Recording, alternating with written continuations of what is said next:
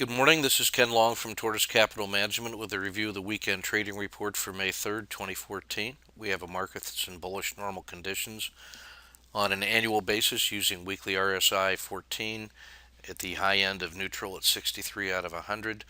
On the 10-day look back, using the 10-day NDX, we're at 74 out of 100, so again at the high end of normal. Looking at the market mosaic, price relative to the 200-day moving average at 6.51% has improved to yellow bullish. We got about 4.5% cushion between current price and sideways markets. The 5-day slip of the 50-day moving average is yellow neutral and basically flat at 0.003. ADX, an untrending market with a reading at 12.7, very weak trend. We would be looking for a crossover of 15 and see which is in charge, the bulls or the bears, as a indicator for potential new swing on the intermediate time frame. ATR percentage declines under 1.0, so we're getting towards the lower end of normal. The risk index is the 30-period moving average of the VIX divided by the 10. The threshold is 1.0 between risk on and risk off. The reading right now is 1.1, which leads to a risk on condition, meaning that holding riskier assets is favored. When we take that score of 1.1 and compare it to the last 5,000 trading days, find the standard deviation and the z-score, the risk z comes in at 0.61. This histogram is a 90-day time series of that risk z, and the current reading at 0.61 you can see here at a local maximum. The last time that it started rolling over, we had a slight pullback in volatility, which represents an increase in volatility, I should say, a slight pullback in the indicator. And so we're going to be cautious with respect to the volatility trade. We rebalanced the blended monthly rebalancing portfolios this week. Next one is due on or about 1 June. These are the holdings for each of the ETF portfolios, and then based on Friday's price action, these are the current leaders in each of these symbol populations. In ETF2, the theoretical exposure remains at 70% and the model portfolio is at 80%. Quick look at the leaders and laggards for the blended monthlies. Most are still on buy positions. In ETF Max, coffee remains at the top, followed by agriculture, India, nickel, more India. Lots of India in here. Indonesia. Brazil has been really on a tear. It's now in the top 50. We've been tracking that rebound for almost a month now. And you can see it's positive on the 3-month and still negative over the last 6 months. That says that there's more room for that to grow. And Colombia, too, has joined the party in Latin America, and so it's not a surprise when we see ILF is the leading candidate in the regions of the world market model. These are the S&P 500 leaders using that blended monthly rebalancing frame of reference. Kroger, interestingly, in XLP is up almost 30% over the last 3 months. Is only in the yellow based on a 6-month percentage, so there may be some more room for Kroger to go. Maybe a reflection of that increase in food prices that we see in the commodity sector. And then these are the sectors that each of these symbols is associated with inside the S&P 500. Some of the leading candidates remain out of healthcare, XLV, with Allergen and Forest Labs.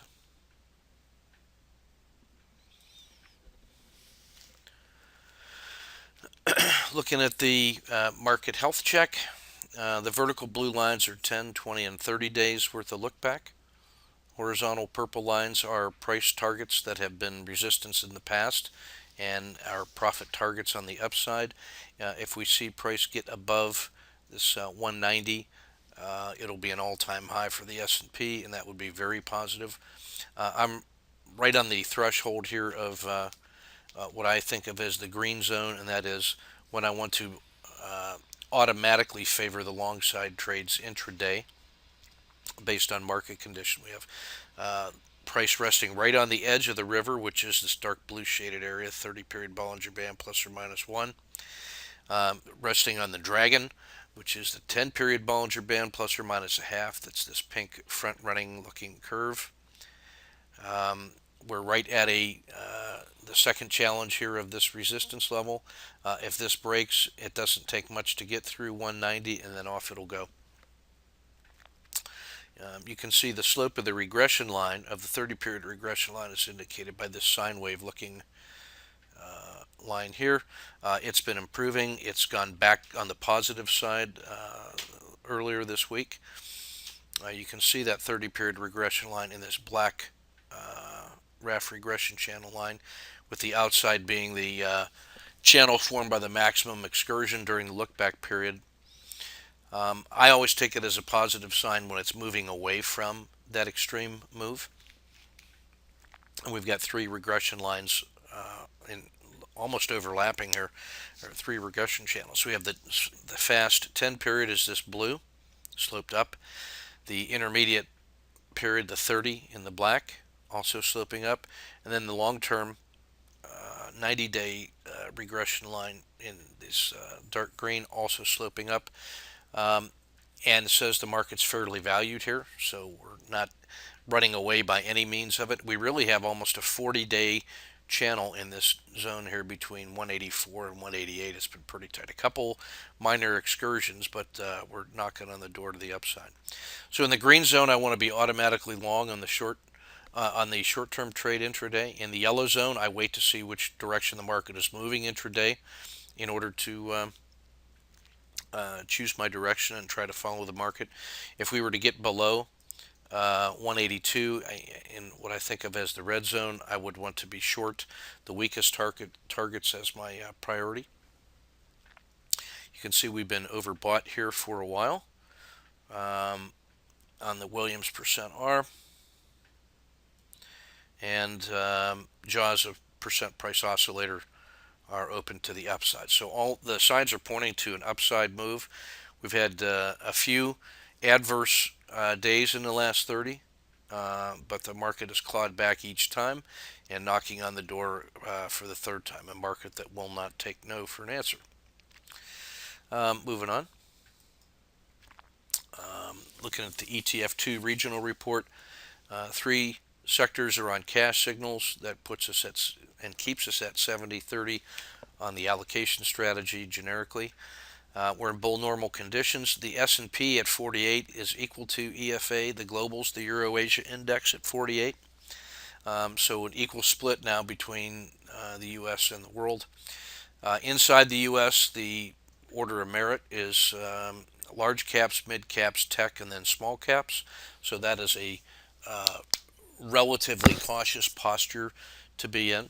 I would expect to see more money start to flow into the speculative assets if the S&P is able to actually break out to those new highs this week, and that would put IWM in the catch-up role, and could be an opportunity there. Again, though, if the S&P rejects that 190 in a decisive way, then I could see much more weakness in the small caps and continued gains in the defensive plays and the real assets like commodities and real estate.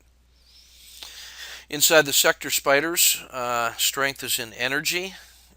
Everything else is above average in the U.S. large caps with the exception of consumer discretionary.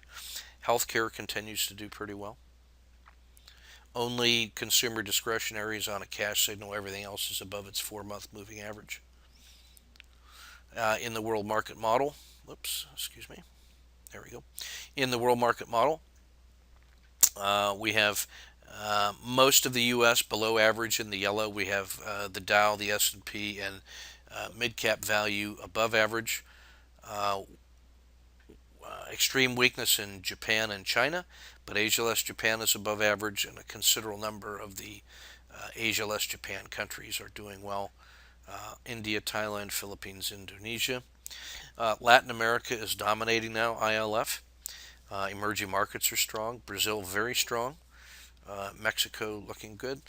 Brazil has basically been the poster child for the stealth trade when things get as oversold as they can be and they can't get any worse and they start to improve.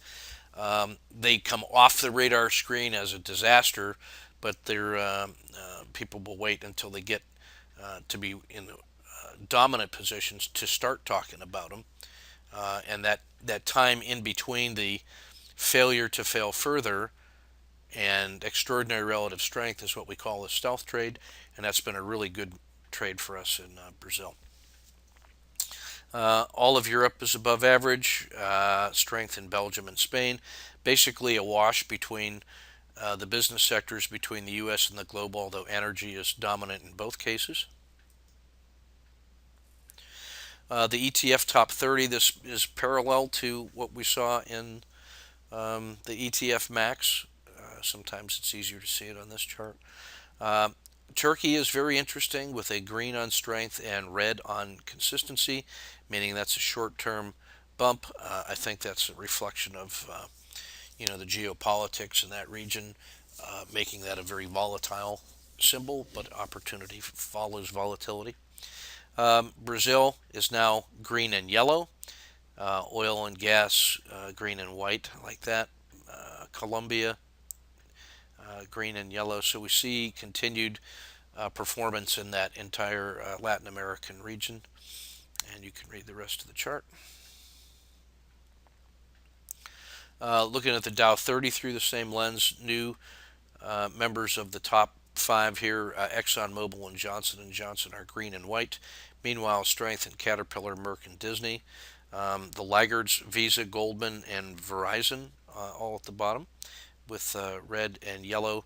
That says Visa and Verizon are relatively newcomers to that bottom of the stack because they were yellow on consistency but now red on strength, which also says take a look at Boeing, which was red on consistency, or is red on consistency, but has now moved up into the yellow. So that's a potential stealth trade that we could think about. In addition, Walmart and General Electric are white and yellow.